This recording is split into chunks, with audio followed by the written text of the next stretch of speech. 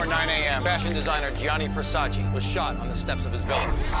It's a fascinating story because ironically, one of the most fascinating things about it is the question, wait, how did I not know this? Why isn't this a bigger deal, and why is it only just about the penultimate murder, which was, or the penultimate killing, which was Gianni Versace? Because you start digging deeper and deeper, and the death of Versace, quite unfortunately, very, very sadly overshadows the death of 4 innocent men that whose stories have pretty much been in the shadows, at least on a mainstream level. So that's one of the things about the show that I'm glad that we do. We really explore their lives, and I think we do justice by them. What's interesting to me is that this is the largest failed manhunt in FBI history. That's a tagline that you go, that can't be. That's a huge superlative.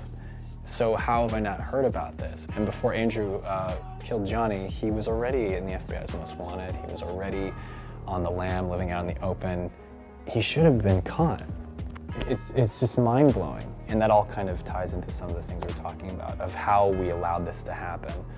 And not only that, but how we allowed his behavioral patterns to be unconsciously encouraged, whether by his parents or the people around him, or the things that he was trying to accomplish.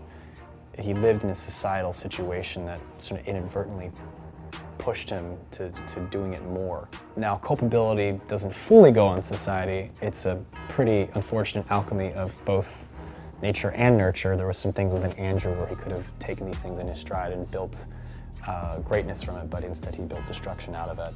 So I can't say it's all society's fault. However, those are the things that I think are the American crime that we're talking about. It's not just the murders, it's how did this happen, and what do we blame? What is the crime that we blame?